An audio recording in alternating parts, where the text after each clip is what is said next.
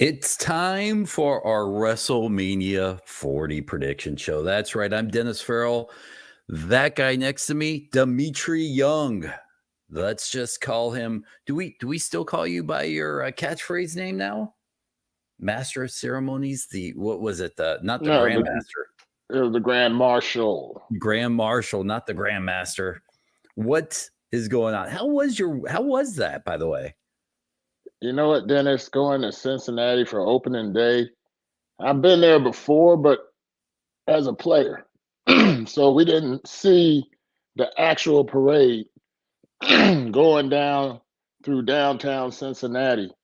We would see what happens inside, what Mark Schott had for us. We had the big elephants and the horses, and Schott sees 7, 8, 9, and they all defecated on the field on the first base side, which is the home side. That's our side.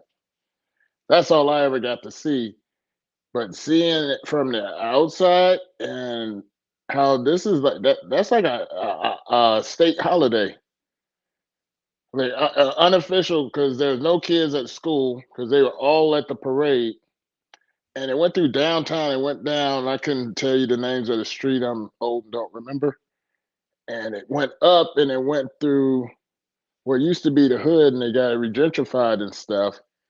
And they would start way back there. It was a good like 3 miles. And 45 minutes, it was constant, hey, hey, hey, Demeter, all that stuff. And it was incredible. A little bit overwhelming because there was well over 100,000 people, I was told, that were on both sides. And the way that I found out about the crowd, we had to go reverse. So we had to drive through from the end all the way to the beginning to get to our destination, just to drive it back. And there wasn't a shortage of people. That's for doggone sure. All, and when I say all, it was 100% all wearing Cincinnati Reds apparel.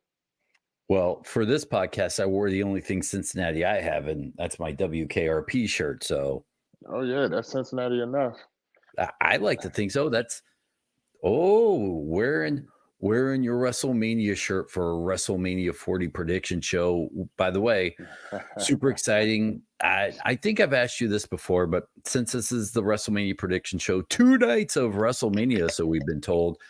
Are you down with 2 nights of WrestleMania? Do you want to go back to 1 night? Do you like it 2 nights? Where is Dmitri Young at with his thoughts on 2 nights or 1 night of WrestleMania? That's 2 nights of chilling, watching with your buddies. It's a weekend event, Saturday, Sunday. What are most people doing on a Saturday? Is something separated. This is together. It's like a part 1, part 2. And I already got my weekend planned. I'm going to my buddy Chris's house, my best friend's cousins, and I'm asking to see what hors d'oeuvres I need to bring. They said a brisket. Oh yeah, they give you the expensive food. Of course. Dmitri, will you bring the filet mignon, please? That's basically it. Hey, former MLB baseball player, bring the thickest steaks you can find. We'll get the vegetables in the salad. How about that? Is that basically how that worked out? You tell your buddy Chris that's bullcrap. That's coming from me. Bring the brisket. Do you have to cook the brisket before you bring it? Do you bring it? No. His dad will cook it. Okay. Well, yeah. This is all family, really. This is my Filipino friends, and they know how to get down. And usually I go and eat for free, but I want to come bearing gifts. Oh, you're bringing more than one brisket, then, my friend. Oh well, most of it's coming back with me. It's gonna be enough for the party, and then I'm gonna have some for the week. This is gonna be like a Mr. 3000 movie. Basically, you're gonna have to do another year of MLB just to afford the brisket for everybody. No, I'm doing plenty good doing hitting lessons. All right. Well, night 1, I tell you what, I miss the specialness of 1 night of WrestleMania. I do like the 2 nights. I will say this might be the first WrestleMania where they, in my opinion, they did it right, where night 1 sets up night 2. The main event of night 1 impacts night 2 of WrestleMania. And I kind of really liked that going into it. And looking up and down the card, I'll be honest, outside of the Cody Rhodes, McIntyre, Rollins, Bloodline thing, I didn't know there were any more matches on WrestleMania this year. They've done such a great job of hyping up this main event. Maybe I'd say the best in the past 10 years of hyping up the main event for both nights. I forgot there was any other wrestling going on. They laid it out like that. That's for sure. You know, with the whole thing because Seth Rollins' story intertwines with Cody Rhodes and the Bloodline story, which leaks over to Drew McIntyre, and then you also got Damian Priest, Money in the Bank. We don't know what's going to go on with that one at all, and that leaks into the tag team match. And then, I mean, it just goes on. And like you said, some of the stories that are going on that we're not really paying attention to because of the better stories, that's going to be the ones that start out WrestleMania, and those are going to be absolute fire. Well, without further ado, let's get down and start talking about at least night one of WrestleMania. And in no order, by the way, we don't know what the order of the card is, but we do have a very good idea of what both nights are. Let's start out with Rey Mysterio, Dragon Lee versus Santos Escobar and Dominic Mysterio, talking about Judgment Day right here. Going into this, another one that kind of crept in because I kind of forgot that Rey was back. I knew he was coming back. I've been so Bloodline focused and The Rock focused, and that's what I think most of this podcast is going to be talking about, those two things. I totally forgot about that we even have a Rey Mysterio sighting on a WrestleMania this year. Oh man, yeah, it's like you have to watch Raw, you have to watch SmackDown, because what's been happening, Dominic Mysterio been talking with Leo the Fantasmo, or whatever the name of the group is, with Santos Escobar, and he's also doing Judgment Day stuff and talking with Andrade. So little Dominic, he's had a big role so far, and now having Rey Mysterio and bringing in Dragon Lee. I've been listening to other wrestling podcasts and stuff, and they've been talking about Carlito and how he might be a swerve in there. So that might be a pleasant surprise right at the beginning, stir things up, you know what I'm saying? Especially if they're the first match. All right. So predictions: Rey, Dragon Lee, Santos, Dom, what happens? Didn't Rey beat Dom last year? Yes. All right, time for Dominic to get a victory. I think so too. And listen, Rey doesn't need this win. Rey's a Hall of Famer. Rey has already cemented his legacy in wrestling history. A win over Dom pinning Rey, this storyline can go on a little bit further. That's how I want this to end. And I want it to be a clean victory. This was what would make Dom really go above and beyond in my book. Although, for me, he was maybe the most improved last year in my book. He's done nothing but carry that into this year. I really want a clean victory for Dom going into whatever the next pay-per-view is, and to continue the storyline with his dad. Oh, no. That's not going to happen. Maybe the next pay-per-view will be a clean victory. This one here is going to have some Carlito stench all over it. Okay. All right. Let's go into the next one. Bianca, Jade, Naomi versus Damage Control in a 3-women's tag team match. You can't put Jade and not have her go over in her first big match. Oh, exactly. Especially how she came out last week and said Bianca and Naomi. She looked like exactly what Triple H is trying to build out of her. The wait has been so long where we almost thought she was like never gonna debut or anything. But it was this was like a light simmer, and now the water is now bubbling and boiling. I'm looking forward to watching her dominance, and I know they're gonna start with Bianca first, and then Naomi first, then Bianca. They both get in there, and then Jay comes in, boom, boom, boom, boom, boom, pin Dakota Kai. Can Jade in WWE be a baby face? Because I kind of want her to be a heel. I want her to be everything that Ronda Rousey was at first before she got, I guess, watered down. No, that's a great point right there. And in all seriousness, I agree with you 100%. When she was in AEW, she was, I mean, she was just like, she was that bitch, as as she was called, you know. And I can see that coming out because one, I know they want to always make that comparison with her and Bianca Belair because they're physical, dominating, beautiful black women. But it's like Jade she's different. She is like she's a real powerhouse. Bianca, she's badass. Both of them are awesome. But I mean, there is a sheer difference between the two, and seeing Jade as a heel, she can really, and you saw how she handled Nia Jax in Mm-hmm. in the Royal Rumble. So it's like unleash her. Could she be a Paul Heyman woman? Ooh wee. Boy, that would be great. I liked her in AEW, and I thought the buildup for her was good. The progression for her wrestling was not quite there, but she was green, thrown on TV. I don't know if anybody else could have really done that, in all honesty, male or female, be thrown into a main event scenario with just a handful of matches under your belt. Not many people can do that. And people like to knock her around on the internet for being green and not being great, but that wasn't her fault. She didn't come in and go, throw me in the main event and or I don't sign. That's not on her. That's on the company. WWE did her right by training her, slow build.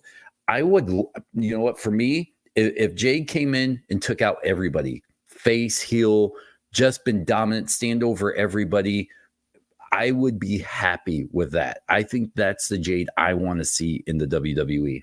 Are you saying after they put up their hands in victory, she wound up beating the living shit out of That's Naomi and Bianca, especially Bianca? yes. Like really hurt, like really try and cripple her? Yes, that's what Is I that want to what see. is that what you're saying? That's what I'm saying. What do you think? What Jade do you want? Do you want that Jade or do No, you no, want no. Keep talking. I like that Jade better. I don't want no trying to talk up to the crowd type. I want her to be like she was in AEW, except polished WWE style, where she's gonna be like, whoa. She'll be yeah. like mainstream. I don't want her to trust anybody. I don't want her having her hand raised with two other females. I want her to take them out and them just raise her hand by herself. I want her to plant that dominant female flag in the ground. Here's the problem I think throughout the years with WWE. And I think they're correcting this problem very quickly. When you have one dominant female, you have nobody else on that roster to really hang with that one person. Now you have 3 or 4 females that really could make that female roster that much better. AEW for the longest time I thought had the dominant female roster, but with Jade Cargill, you have the man Becky Lynch, you have all these other women on that roster that are champions and that are like so dominant. You don't need a Jade Cargill raising her hand with 2 other women and being babyface, not babyface. I want her to be dominant by herself. That's how I seen her in AEW, and I don't see coming to WWE being any different.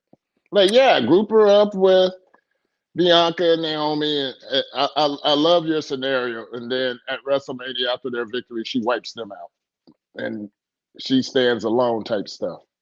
It probably won't happen though. I mean, let's be honest, because in all I reality, would love it. I would would too. love that. But in all reality, you have Becky Lynch, who's not a face nor a heel. You have who's the girl right now that's the women's champion? Rhea Ripley. Rhea Ripley, maybe a heel, but it goes both ways sometimes. Crowds cheer her face. So you do need some face women. Unfortunately, right now, Bianca isn't in the main event picture for me. I think in any other year with any other roster, sure she would be, But now I might put her in the B category as women that I could see as champions. Ooh, wow. How does she fall in your eyes? Well, I put Becky Lynch above her right now. I put Ripley above her right now. I put Jade Cargill. Even though Jade hasn't done anything, Jade's presence, I put above her right now. And right there's 3 women that I would put Bianca. Would you put Bianca above any of those women? No, but I mean, you can open up that A tier a little bit more. I mean, that's a tough one because in all reality, I think Asuka deserves to be ahead of her, but she's not. I would put Bianca right now ahead of Asuka, but that's the problem with that slightly. You have so many great women, and this is a great problem for WWE to finally have in their women's division. Yes, and I mean, Bianca's obviously got to be fighting with Jade Cargill. I mean, we can smell that at SummerSlam. Boy, I hope so. Let's move on to the 6-pack match challenge for the undisputed WWE Tag Team Champions, which is a mouthful, and I have zero interest in it. Anytime there's a full tag team match, Dmitri, I just can't get behind it. Unless it's a tables, ladders, and chairs match, and even then, I need 3 special tag teams, and that's it. This just seems like way too many people. You've got Balor and Priest. You've got Johnny Gargano and Ciampa. You've got The Miz and R-Truth. You got Kingston and Woods. You got Theory and Waller, depending on what you hear on the internet, whether they're being cycled in or not. I don't know, but that's what I'm reading. And you have Bates and Dunn. Way too many things going on in this ring with way too much talent. And I get you're trying to get as many people that WrestleMania payday as possible, but this just seems like a little bit of overkill for me. I mean, you want to get the tag team in there, and I think to make it a better match would be have both title belts up there and be able to separate it. Like whoever gets the first belt. That's how it is. That's how it's going to be? That's how it's going to be. If you grab one belt, you're that champion. If you grab the next belt, you're that champion. Okay. See, that's how much I paid attention to it. Trying to defend it, but in all actuality, that puts a nice spin to it. I mean, it's going to be different than the singles match and, maybe 2 or 3 other folks. Like the tag team match is going to have a way more interest than this, but Triple H is at least paying attention to the tag team belts. And there is a story behind it because you do have senior Money in the Bank, Damian Priest. And I mean, I'm trying to pay attention to him in that match. And I think Miz and R-Truth, good feel-good story. They're going to get one of the belts. You think so? And I think so. You got to have that WrestleMania moment for the Miz and for R-Truth, especially R-Truth. Listen, don't get me wrong. R-Truth deserves it. Here's what I vision. And this goes back to what was the WrestleMania in San Francisco when it was outdoors and Seth Rollins was a Money in the Bank and he lost the second match or the opening match to Randy Orton, then cashed in the Money in the Bank at the end of the night. I'm wondering if you see something like that where if Damian Priest loses this match, he cashes in at the end of the night. I say he loses if he does that. Okay. My picks for the 2 champions, I think you see Gargano and Ciampa win this match, at least one of the belts, just because they're great workhorses. I would love to see Kingston and Xavier walk out is the other set of champions. Not that I'm really putting a face to the show here. I love Miz and R-Truth, but I think you get some great R-Truth comedy moments in here. R-Truth's afraid of heights. We know this from past bits that he's done. There's got to be a good R-Truth moment in here, but I don't think it's going to be good enough for them to walk out WWE, tag team champions. Watch. He's going to walk out with it. He hadn't had his real WrestleMania moment yet. And also, it's been a while since he had an actual title. And I mean, he's going to probably hold on to it for a day. I mean, that has happened before, but just to have that WrestleMania moment for all the years of his hard work and seamlessly not aging and just being absolute comedy. Oh, and I didn't get the other one, and it was one of your choices, and that choice is DIY. All right. Those are Triple H guys, and I loved them when they were in NXT fighting American Alpha and fighting the Revival. Mm-hmm. Those matches there were just insane, and then their rivalry, and then them both coming up. I really like Gargano and Ciampa together, and I would like that WrestleMania moment for those two guys that basically went to NXT on a handshake, and they were in that Cruiserweight Classic, and they worked their way all the way to this point. So that'll be a feel-good WrestleMania moment on top of R-Truth. All right, WWE Intercontinental Championship match. Gunther, Sami Zayn. By the way, we'll go to Jimmy and Jey Uso here in a second, but I do want to give enough time for this match where I got to be honest. I was, up until this past week, excited about this match. And then they do this Sami Zayn, segment where he's, working out and doing all this stuff, and can he and can't he? Chad Gable's helping him. I thought that was the worst thing I ever watched. I'm sorry, but that segment of trying, get up, you're tired. Sami Zayn has been in wrestling for how long? He was in a main event picture late last year, and now he's doubting himself for an Intercontinental Championship match. Now, don't get me wrong.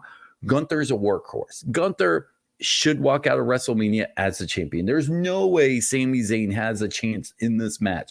But that segment, I don't know if you watched it. I think it was on Raw or SmackDown last week. Raw. It did not make me like Sami Zayn anymore. It made me go, if this guy can't get through a training session, what is he doing at WrestleMania wrestling for the Intercontinental Championship? I don't know how they let that one pass to be able to record that whole thing. I don't know if they were just trying to have Chad Gable more into the scene and perhaps putting in your mind that he may backstab Sami Zayn. I don't know, but I would like to see Chad Gable in that match too. Make it a triple threat. Well, they had a triple threat last year with Drew McIntyre and Sheamus. And that match was incredible. And we know Sami Zayn can put on great matches. We know Gunther can put on great matches. And same with Chad Gable. But the one that would benefit most would be Chad Gable. Whether he wins or loses, I would like to see Gunther eventually say, I'm done defending this belt. And he's going to call out one of the champions on Monday Night Raw. And then there'll be a tournament for a new Intercontinental champion. You hit the nail right on the head for me. Gunther should not lose this belt. I wish we could go a little bit sometimes back to the old days where the Intercontinental Championship was the number one contender's belt, because that would have been a great Intercontinental versus champion match. How many times did we get excited when we saw, the Ultimate Warrior versus Hulk Hogan, Intercontinental Champion versus, World Champion? I love that stuff. And I think you could really bring that back in this situation with an old school feel if done right. But Gunther should not lose it. He should vacate it. Amen to that. Yeah. I don't want it anymore. I want Roman's belt. I want Seth Rollins or Drew McIntyre or Damian Priest, whoever walks out of WrestleMania with the belt. Cody Rhodes, any of them. Gunner. And we'll get to that. Jimmy versus Jey Uso. I don't care. This yeet thing, I'm too old to understand what yeet is. I'm not even going to pretend to act it. I don't know. I don't have street cred anymore. I would rather see them together than facing each other here. There's no excitement for me. I love them both, but this match doesn't move my needle for me at all. No, but I bet you it might be one of the better matches in WrestleMania. It's two brothers who were probably wrestling each other in the womb. and they probably got the whole scenario mapped out in their head when they was 12, talking about what our dad Rikishi doing a stink face and dancing. And this is their opportunity. As far as the storyline is concerned, I want them back together as well. Like after the match, they hug it out or something, and they just battle it out. But it'll be Jay for me. Main event, Jay Uso. I'm okay with that one. I don't think I even have a prediction. I'm going to go with Jay with you just because, but I hope you're right. I would like to see them sometime at least reunite here or get some sort of respect from each other in this match. Outside of that, and not because I don't like either one of them. I love Jay. I love Jimmy. I just don't have any. It doesn't move my needle to want to see them wrestle each other. I want to see them be a team. When they were together, they were so dynamic every week in and week out. And apart doesn't do anything for me. There's got to be a couple moments where one of them can go for the kill and they choose not to, just because the brother or the love scenario here.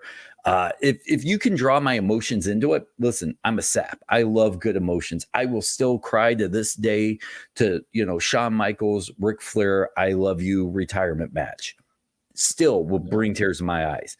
So if you can give me some sort of emotional moment in this match like that, maybe I'll buy into it. I like that. All right. Women's World Championship on night one, Rhea Ripley, Becky Lynch. For me, Ripley, I like Becky. To me, Becky just doesn't seem like she's overcome anything to get this belt, or, I like the whole main gimmick for her. Week in, week out, she's probably the most dynamic at 5 tool women wrestlers right now. Maybe the only one out there. She can deliver a promo. She's got the stage presence. She can wrestle. She has me buying in on just about everything she's doing. But for some reason in this match, I don't feel like she's overcome anything to get in here. And that'll be a theme, especially when I talk about Cody a little bit later. I want this to mean something. I don't feel like it means anything if she wins this belt at WrestleMania right now. No, not really. I feel the exact same way. Normally, I'm ready to disagree with you, but the stuff that you've been saying, that resonates with me as well. It's like, all right, she earned her way to fight Rhea Ripley, but it doesn't seem like in years past. Like you said, overcoming something. To me, it doesn't feel that way either. And I think just for that merit, Rhea Ripley should just absolutely destroy her. Not necessarily a squash match, but not a real long match either, because of what you said. Maybe she needs to get knocked down a peg like that to have to rebuild and get back up there. Create a new story. Because Rhea Ripley and what Triple H has done, notice most of these champions have had long reigns. Good. I love it. Classic. That is classic WWE for you and I. I want a year or two long champion. I don't want a champion wrestling every week on TV. A lot of people, you know what? By the way, Rhea Ripley, let's move on to The Rock, Roman Reigns, Cody, because now we're talking about long championships, Roman Reigns. People on the internet knock Roman Reigns because he only had 50-something matches last year, or during his year-long reign. That's great. I don't want my champion every week on TV wrestling. And that was a problem for several years, where you had the champion wrestling every week. Then you had him wrestling the same people. Then he was in a 3-man wrestling tag. I don't want that. I want my champion to feel special. We didn't see Hulk Hogan every week. And if we did, it was a tape, segment, and he did something for 30 seconds and you didn't see him until the pay-per-view. I'm okay with that wrestling. Oh, exactly. That's how it was back in the day. You didn't see the champion every week, and then if you did see him, a lot of times it wasn't a match. He was just speaking. He'll come up there, drop a mean ass 5-minute promo, and out of Dodge, and then at the end of the month he has a title defense against some guy, and you get to watch him wrestle, and boom, boom, boom, and then you don't see him for a couple of weeks, then he comes back. I love that. The world champion. He's supposed to be traveling around the world. He ain't supposed to be in the same place with everybody. And you know what? And maybe I'm talking out of the other side of my cheek, but with Seth Rollins, I like the little working man gimmick he's doing too. So, but they both feel special in their different ways. Sure, I just said that I like my champion, but also, again, you don't see Rollins wrestling all that much. I'd like to see him No, dial it back a little bit, but one should be the working man's championship. One should be the championship. And I don't know how you decide which one's which, but whatever they're doing, I love it. I do, and I like the separation of the two titles, and they both mean something. And with The Rock talking about that belt that Seth Rollins have, is giving it more value because The Rock's attention is at that belt. And it's like that belt must mean something if The Rock is talking about it, if Drew McIntyre is talking about it, CM Punk talking about it. You know, people are talking about that belt, and I like that because it gives the belt value, and Cody Rhodes can still talk about the WWE Undisputed Universal. Is that the name of the belt that I just It's all said? the same. We'll just call it the Rollins belt and the Reigns belt. Yeah, I think Universal is Reigns and World Championship is Rollins. That's And that's the WWE ones with Roman. yes. And you know what? I will say this about The Rock. This might be the first time in 10 years I care about The Rock. I didn't care about The Rock when he was PG Rock. I didn't really care about The Rock when he showed back up and wrestled John Cena. I certainly didn't care about The Rock when he helped raise Roman Reigns' hand, what was it, before COVID to try to get him over.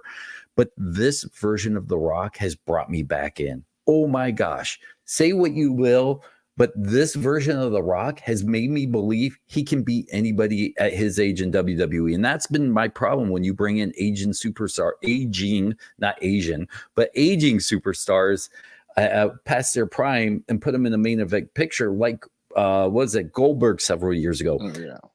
It's not believable that Goldberg could beat some of these guys now. But The Rock right now, today, I could believe he could be a year-long champion with the way they built him up.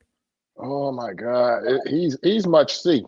He's much see. I have to see all the way from his entrance, the walk down to the ring, how he controls the audience, how he gets his point across at a point where damn, and he's funny. and because for me and you, we saw him back in the Attitude Era, and you said it just right. There was times where it was cool to see The Rock. There was time where it wasn't cool to see him. Right now is the best Rock I've seen, and Now, the way that he injected himself in the main event picture and not miss a beat, and he's actually elevating everybody else while he does it too. So it's a win-win for all parties. now let me ask you this. This version of The Rock versus, let's just say, the height of the Attitude Era Rock. How close is he to that?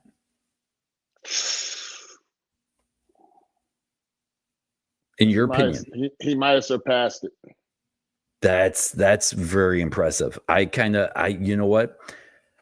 I don't know if it's the entrance in the Titantron or the people he's surrounded by, but I tell you, I might have to agree with you. His mic work is on point. He doesn't seem cartoonish. At times during the Attitude Era, like him or hate him, he was a bit cartoonish. Now he just seems like a mean bastard, and I love it. Yeah, he's a mean chairman of the board, the final boss. Yes. Oh, yes. Yeah. Let's move. And by the way, before we move on to night 2, the stipulation is whoever wins this tag team match predicts the stipulation of night 2's championship match. Who wins? Obviously, it's going to be The Rock and Roman. I agree. There's going to be so many shenanigans and stuff going on for the next match tomorrow. Yep. So night 2, which comes into my my WrestleMania theory. So I'm not going to say anything just yet. Let's hit night 2. Bobby Lashley and the Street Profits versus the Final Testament, Karrion Kross, Akeem Razor, Philadelphia Street Fight. Look, I'm gonna go Kross because I know him. He's a friend. He's nice. That's it. Outside of that, I don't think I care. Well, I'm going with the new Hurt Business, which I think there's going to be another surprise. I hope so.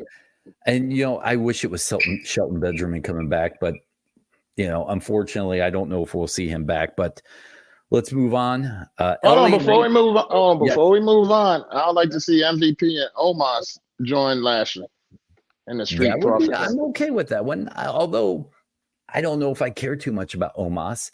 I think they, if they could relegate him to being almost a Diesel-like character where he was kind of the bodyguard for Shawn Michaels, I would care a little bit more. I mean, what's he? I think he's doing some sort of like Philadelphia eating contest, cheesesteak contest. I don't even know. They should have called me for that one. Dude, you've lost a lot of weight. You look good, man. You're not doing any Philadelphia cheesesteak eating contests. I would. Give me the right elixir and I'll be good to go. Oof. All right. And by the way, this podcast is brought to you by Colt 45, the right elixir. I'm glad you laughed at that.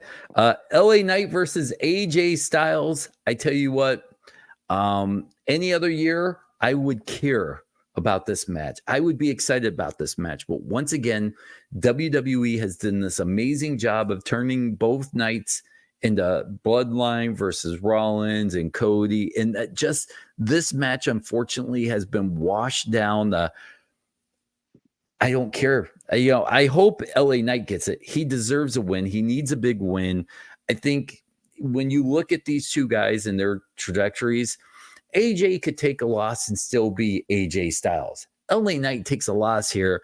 He may just be like opening SmackDown or Raw every week, and we may not care about him. I mean, I worry that WWE is 6 months after missing the boat. He was the hottest, what was it, 6 months ago? And they didn't pull the trigger on him, whether it was age or whatever. Unfortunately, I worry that they may have missed that boat for, LA Knight here. Yeah, I had that feeling as well. It was like when they was chanting his name out the building and stuff was when, and it kind of reminded me of the whole when Rusev was hot, Rusev Day, and they didn't jump on that. I mean, because that was organic right there. Rusev Day. I mean, god dang, that was Kofi like Kingston too. Oh yeah, it's like whenever they're hot and they feel that they didn't manufacture, at least in the past, they would let it die down. When Zack Ryder way back when was hotter than Tabasco, and then they had him, being a coach for Eva Torres. Yep. Nope. I totally agree. And there's no getting it back for LA Knight, I don't think, at this point. And I like LA, former host of this podcast. I don't think they can get back the momentum he built up. Unfortunately, I think the fans will start chanting his name, but he's not going to be the hottest thing in WWE right now. And unfortunately, they brought in so many people since then, CM Punk, and I just can't see him regaining any of the momentum he's had. Hopefully, my prediction is they put him over and do the right thing, but I don't know if WWE will do that. I say put him over, and then he has a U.S. title match on Monday against whoever wins against that's the next match. Next one. All right, let's go to it. Wow, look at you with the setup. WWE United States Championship match, Logan Paul, Randy Orton, Kevin Owens. Now, I'm going to tell you, I want Logan Paul to win this match. I was not a Logan Paul guy. When he came in, I thought, what, another internet influencer dork face? I don't give a fuck. And this guy has slowly shown me he cares about the business. He's working hard. His in-ring competition has gotten so much better. I tell you what, I'm buying in. I kind of like this version of a heel that we're seeing in this new, 2024. I want to see him keep going. I want to see him still stay the United States champion. I'm sorry. As Randy Orton's had his time. Randy Orton now to me is the guy that sets up the next guy. Kevin Owens, I think of Kevin Owens as LA Knight, kind of stuck in the middle of the show kind of guy at this point. Logan Paul, I could see Logan Paul being a champion at some point. Call me crazy. I'm gonna call you crazy, but you're not off. With Logan Paul, like he came in, like you said, influencer, got that punchable face that one would assume, but he's jacked. He's athletic as you know what. And over the years, watching what his brother did in the boxing ring, which everybody like, oh, come on, he's just doing this, and it's like you gotta have skill to go out there and do what you're doing. Not that I'm saying I'm a Jake Paul fan, but you can respect his hustle. Mm-hmm. And Logan has that same hustle, and he's more athletic than his brother. And so they kind of took a backdoor way, and they used the media to get them to where they're at. I call that genius. And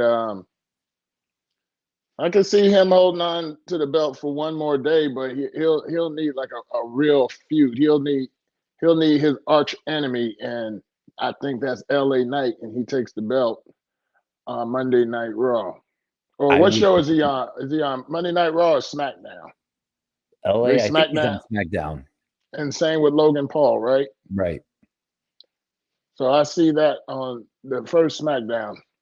All right. The first SmackDown after WrestleMania, because we always talk about the first Raw after WrestleMania, the first SmackDown after WrestleMania. I'm not mad at that. I like that. Io Sky versus Bayley. Give me Bayley. Once again, not a match that I'm really excited about. There's no major build-up. To me, it's the other women's championship match. I'm going Bayley here. I'm gonna go Bayley as well. It's Bayley. She's gone years without having that belt. She built up damage control, and then she got the boot. She got kicked the fuck out, and now it's like, what are you gonna do now? And I see her big crowd roar. Champion. All right. Seth Rollins, Drew McIntyre, WWF World Championship. What are you going with? I'm curious. Ooh. Drew McIntyre is just too freaking hot right now. Yeah, I took freaking from Seth Rollins. That's how hot Drew McIntyre is. And I don't know if he signed his contract or not, but giving him that real WrestleMania moment that he didn't get to have when he won the championship from Brock because of COVID, now he's going to have a large crowd behind him. They're going to give it to him, and he's going to sign a very long, lucrative deal and be there for another 5 years for some record-setting money. Here's the way I'm viewing this match, and follow me on this journey, right? It's Rollins in the Bloodline and McIntyre and CM Punk. There's not been much Rollins and McIntyre together. I don't feel like these two guys are wrestling each other for a championship with the way the storytelling's been gone. McIntyre comes out, runs down CM Punk. Rollins comes out, it's the Bloodline stuff. And to me, that says McIntyre is set up for something totally different after this. And maybe that's with CM Punk. I don't know. What might have brought me more into this match is if you saw McIntyre align a little bit with the Bloodline at times. There's been nothing with McIntyre in the Bloodline. The enemy of my enemy is my friend. I didn't see any of that in this storyline telling. And I think that was a little bit disappointing for me. I think Seth keeps the belt, goes on maybe to lose it another night to somebody else. But I wouldn't be mad if McIntyre wins it, but I just didn't see enough storytelling or building up for McIntyre in this match to make me believe he has a chance. They did a pretty good build, but I agree with you where Seth Rollins' energy was more towards Cody and the Bloodline, and Drew has been more towards the CM Punk. But I see that, and not CM Punk, but Seth Rollins been pretty banged up, and maybe it's time to give up the belt and become the challenger after he comes back, like at Survivor Series or something like that. Because he hasn't had a break in a long time, and we hear about all the ailments that he has. And although he hadn't wrestled too much, every time you pound your body, you're doing some sort of damage. And Becky Lynch is going to be a free agent soon, and they got to weigh up all those options. So I think that he may have a little extended break. So you're going with McIntyre. I'm going with Rollins in this match. Oh, I cannot wait for that text later in the evening where I'm like, "Hey, how's your champion doing now?" Hey, maybe he wins and Damian Priest comes in. Who knows? If Damian doesn't cash in at the Cody Roman, it's a waste for me, because here's the thing, right? I predict the Bloodline wins night one, sets up the stipulations. Now in this match, I think you see Stone Cold even the odds. I can't see Stone Cold not showing up in this moment to help even the odds or something like that. I mean, this has Stone Cold written all over it to come out. Now, my prediction is Cody wins and Priest cashes in, and Cody kind of finishes his story, but it's almost like his dad. He'd win it, lose it immediately. And we've talked about this a million times. I don't want Cody Rhodes' story to be finished, because when it's done, what's next? And I think if he wins and then loses it due to a cash-in, his story is not really finished. Ooh, man, you had many lonely nights to think about this, huh? Oh, I'm a single guy. Oh my gosh. Meet my girlfriend. Hi, how are you? Yeah. Hey, Hannah. Yeah.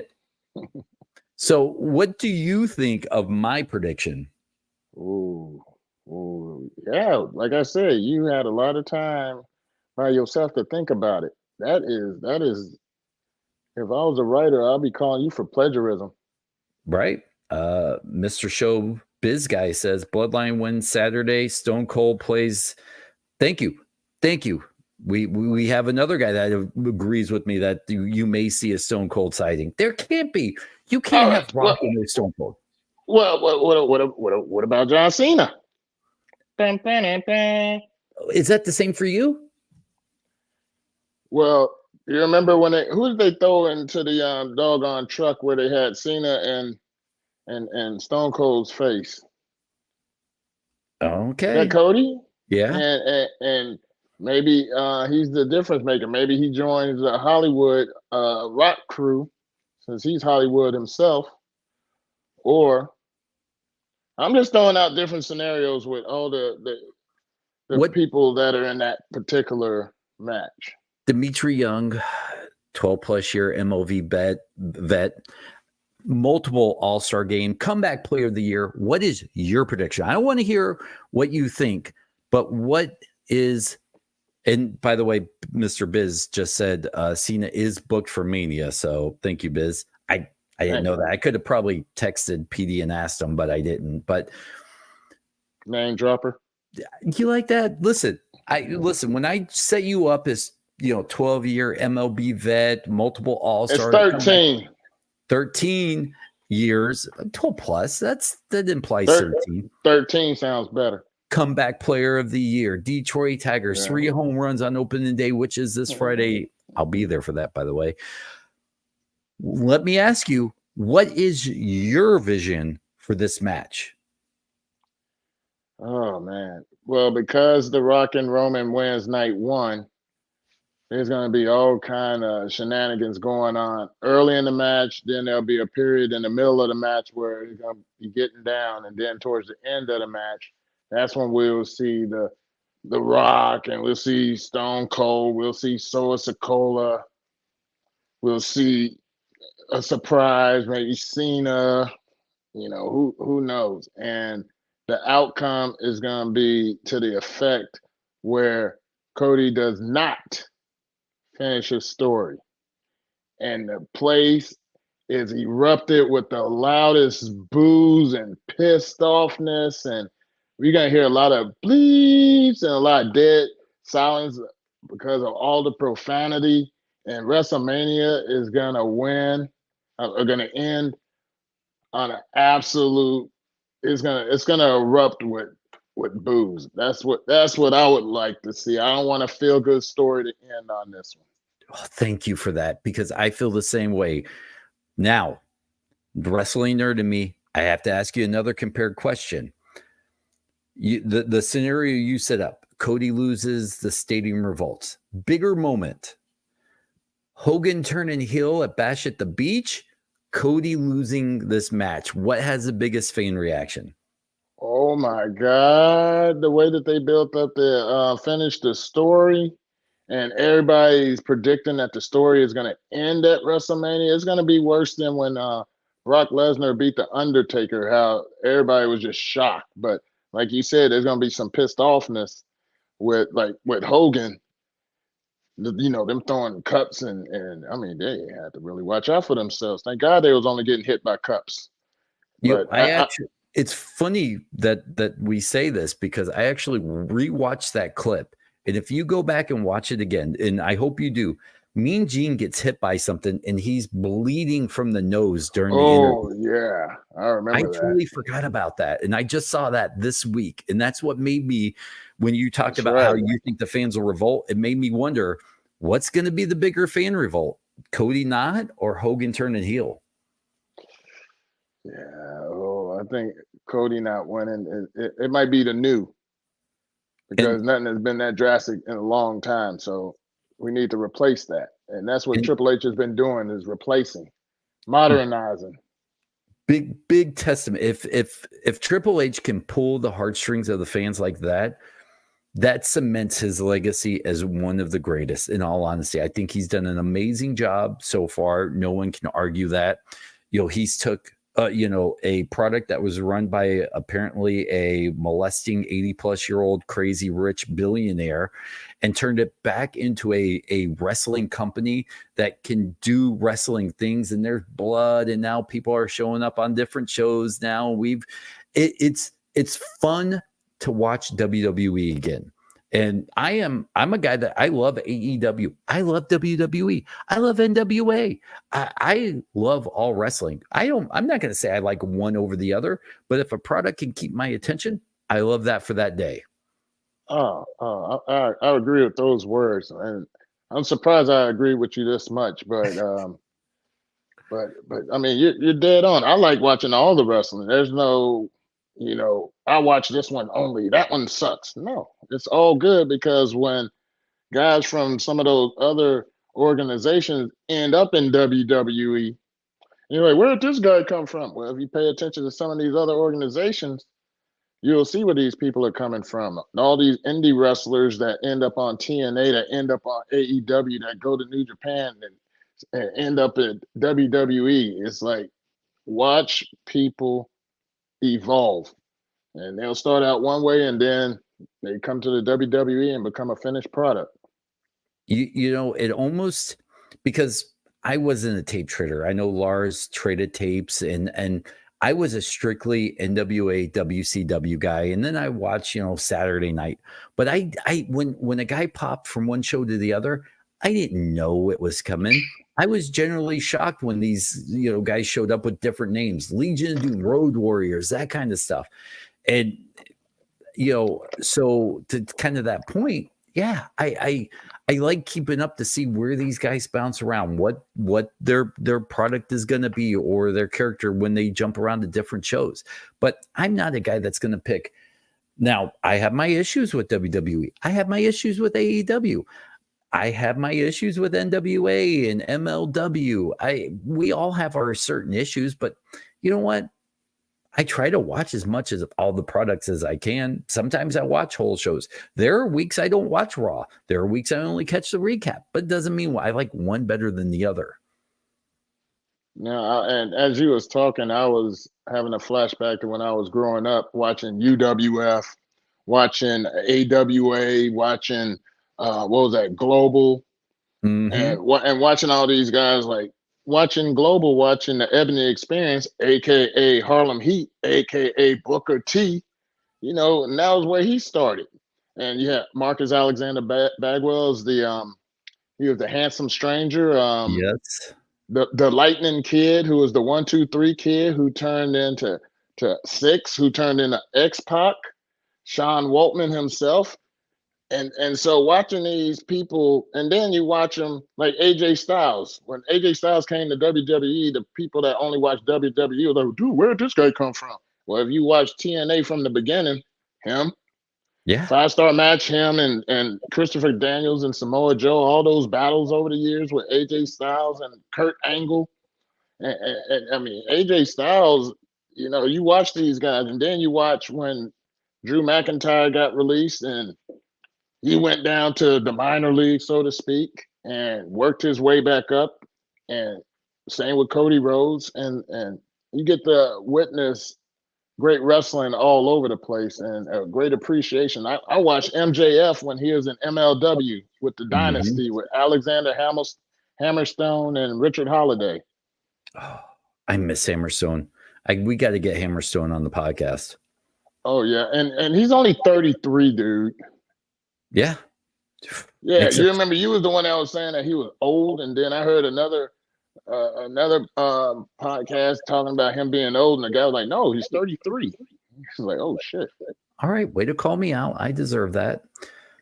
All right. Well, listen, that's our WrestleMania 40 prediction. If you've caught it at any point, you can go back and rewatch it on YouTube or on Fightful. That's where we are.